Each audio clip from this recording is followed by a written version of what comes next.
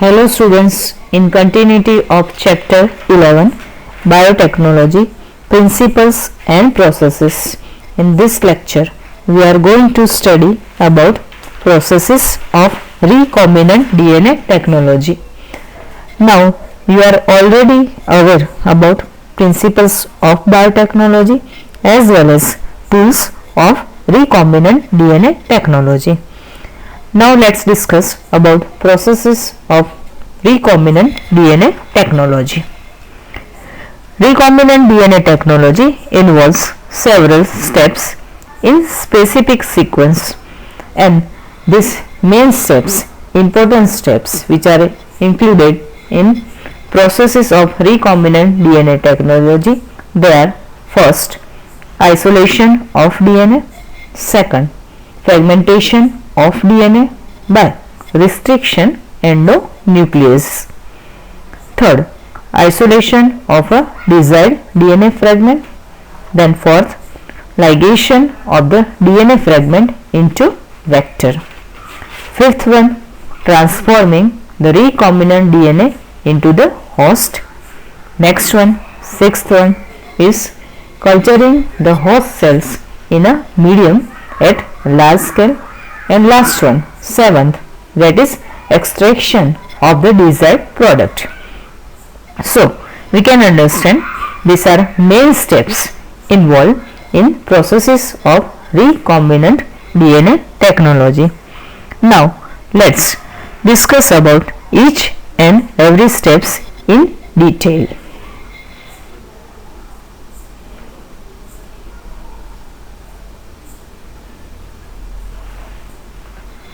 First step, that is isolation of the genetic material, or we can also say that is DNA. As you know very well, nucleic acid is the genetic material of all organisms without any exception. In majority of organisms, this is deoxyribonucleic acid, or we can also say that is DNA. In order to cut the DNA with restriction enzymes, it needs to be in pure form, free from other macromolecules. It means that only and only DNA molecule. Since the DNA is enclosed within the membranous structure, now it is required to break the cell open to release DNA along with other macromolecules. And this some other macromolecules, they are RNA, proteins, polysaccharides and lipids also. DNA is actually present within nucleus. The cell contain nucleus, and within this nucleus structure genetic material is present, that is DNA here, and particular length of DNA, that is known as gene. This can be achieved by treating the bacterial cells or plant cells or animal tissues with enzymes, and these are some enzymes like lysozyme, it is in bacteria, bacterial cell; cellulase in plant cells; chitinase in fungus. Now genes are located on long molecules of DNA intertwined with proteins such as histones. RNA can be removed by treatment with ribonuclease, and proteins can be removed by treatment with protease. So these are important enzymes involved in this activity. Other molecules can be removed by appropriate treatments, and purified DNA ultimately, that is, precipitates out after the addition of chilled ethanol. This can be seen as collection of fine threads in the suspension. So in processes of recombinant DNA technology, this is a first step, and that is isolation of the genetic material DNA, and that is very important here.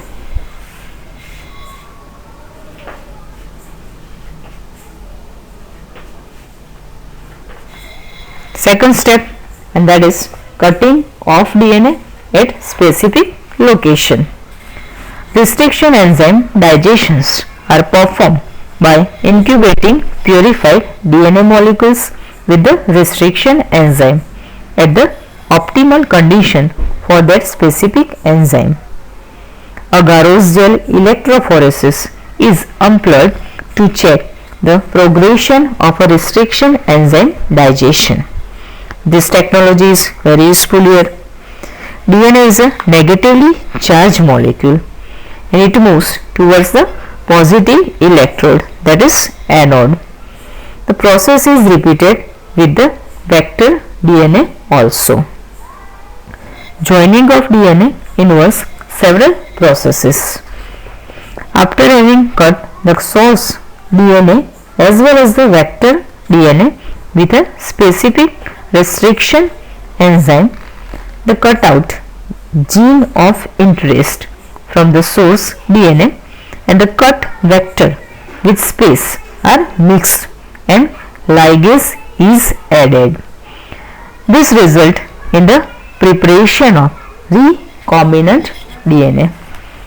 So this way, this is the second step known as cutting of DNA at specific location.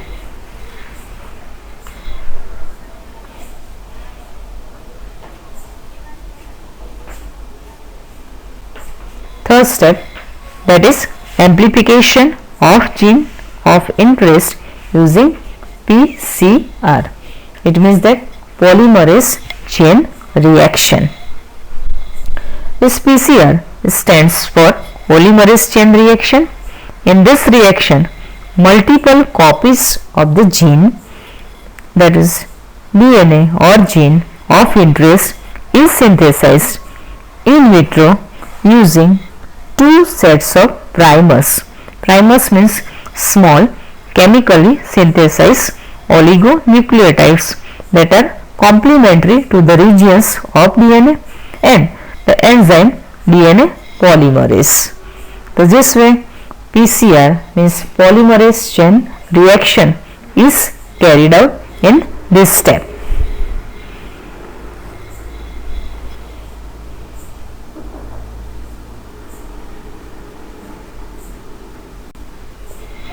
In this figure we can see that is giving clear idea about PCR, that is polymerase chain reaction.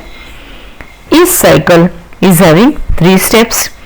These 3 steps are denaturation, primer annealing and extension of primers.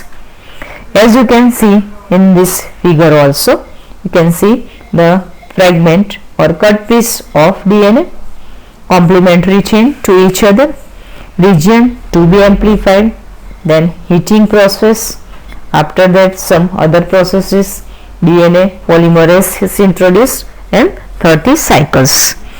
So this way in amplification of gene of interest is using PCR or polymerase chain reaction, which is having 3 steps.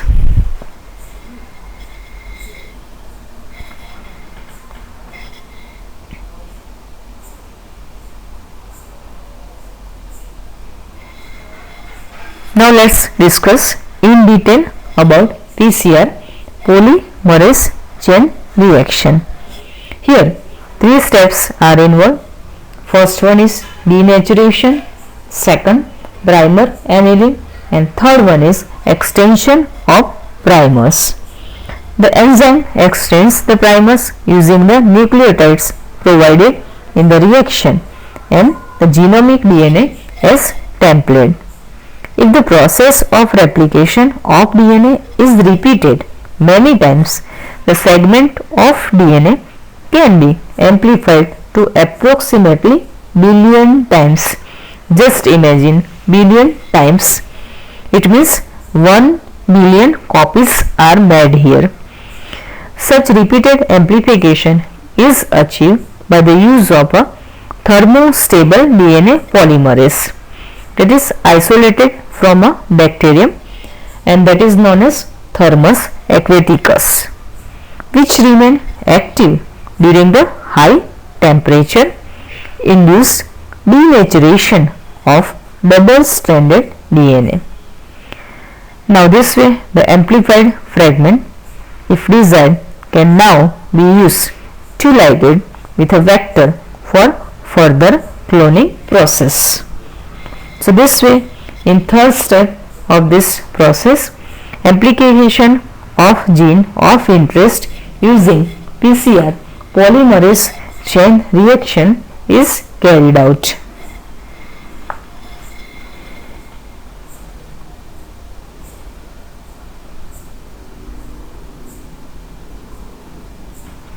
Fourth step, insertion of recombinant DNA into the host cell or organism, also we can say. Several methods are there of introducing the ligated DNA into recipient cell. Recipient cells, after making them competent to receive, take up DNA present in its surrounding. So, if a recombinant DNA bearing gene for resistance to an antibiotic, as for example that is ampicillin, you know it very well, is transferred into E. coli cells, the host cells become transformed into ampicillin resistant cell.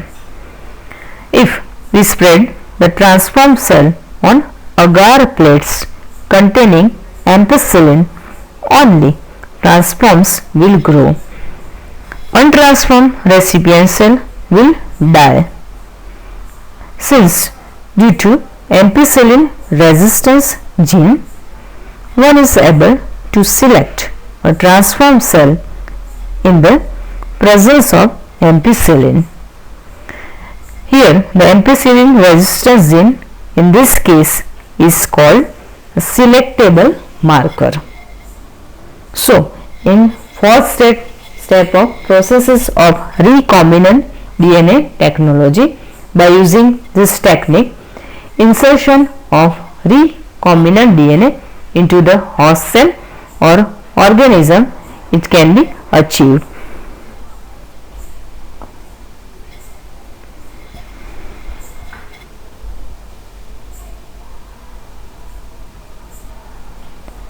Fifth step, that is obtaining the foreign gene product. When we insert a piece of alien DNA into a cloning vector and transfer it into a bacterial, plant or animal cell, the alien DNA gets multiplied. So we can use this way any cell, host cell like bacterial cell, plant cell or animal cell, and the alien DNA gets multiplied here. In almost all recombinant technologies, the ultimate aim is to produce a desirable protein. That is main goal of this technique. There is a need for the recombinant DNA to be expressed for same purpose. Foreign gene gets expressed under appropriate conditions. Expression of foreign genes in host cells involve understanding many technical details also.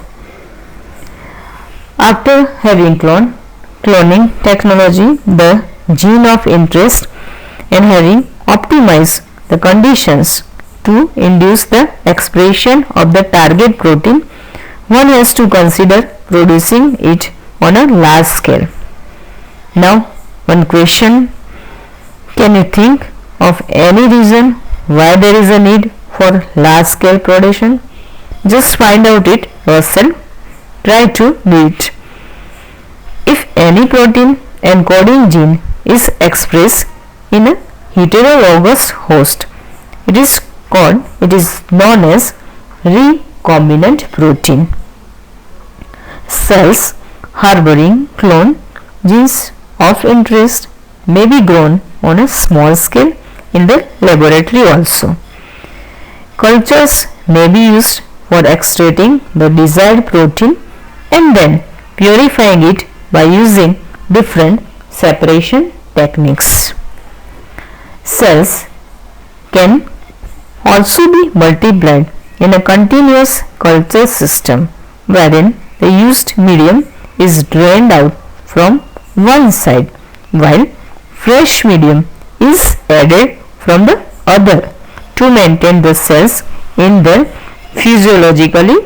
Here it is important, here at one side it is actually drained and another side the new medium, fresh medium is added from the other side. Actually why it is required here is because maintain the cells in their physiologically most active log, or we can say exponential phase. This type of culturing method produces a larger biomass leading to higher yields of desired protein. Small volume cultures, these cannot be yield appreciable quantities of production. Produce in large quantities, the development of bioreactors where large volumes, it means its amount is 100 to 1000 liter of culture can be processed was required. Thus bioreactors can though of as vessels in which raw material are biological converted into specific products. Individual enzymes, just like using microbial plant, animal or human cell. Bioreactor provides the optimal conditions for achieving the desired product by providing optimum growth conditions, and these conditions such as temperature, pH, substrate, salts, vitamins and oxygen.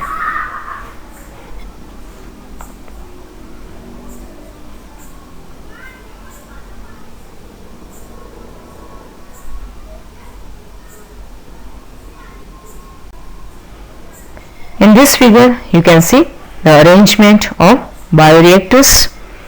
Most commonly used bioreactors for this process or mechanism, they are of stirring type of bioreactor, and this we can see in figure also. A stirred tank reactors is usually cylindrical or with a curved base to facilitate the mixing of the reactor contents.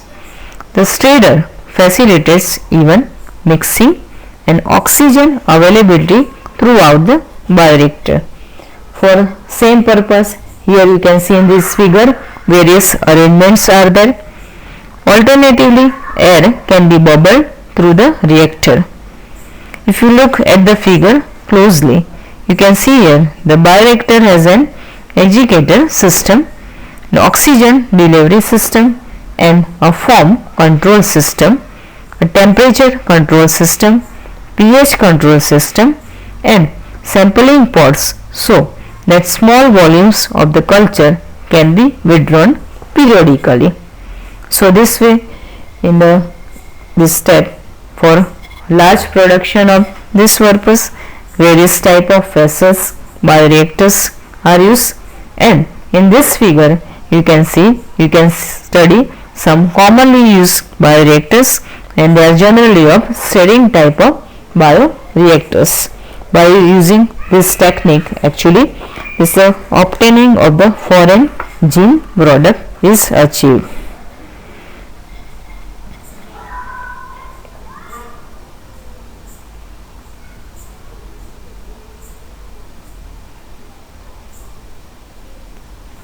Last step of this technique, sixth, downstream processing.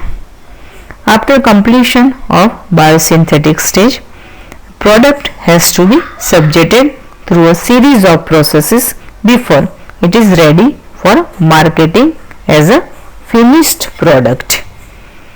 Processes include separation and purification, which are collectively referred to as downstream processing.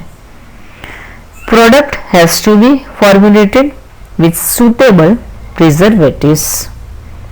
Such formulation has to undergo through clinical trials, as in case of drugs.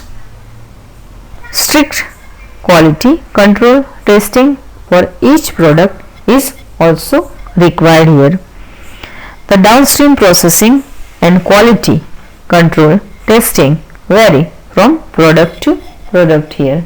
So now we can understand clearly about this entire processes or mechanism, and at last by using this downstream processing one can achieve its desired product by this recombinant DNA technology. So now you have clear idea about the entire process of recombinant DNA technology. Now you are aware of these steps, which involve several steps in specific sequence, and these main steps are isolation of DNA, fragmentation of DNA by restriction endonuclease, isolation of a desired DNA fragment, then ligation of the DNA fragment into a vector. In next step, that is the transferring the recombinant DNA into the host cell. After this, in sequence, culturing the host cells in a medium at large scale, and ultimately at last extraction of a desired product. So this way, by studying this each and every step in detail, now we have clear idea about processes of recombinant DNA technology, and now you can understand the importance of this technology also.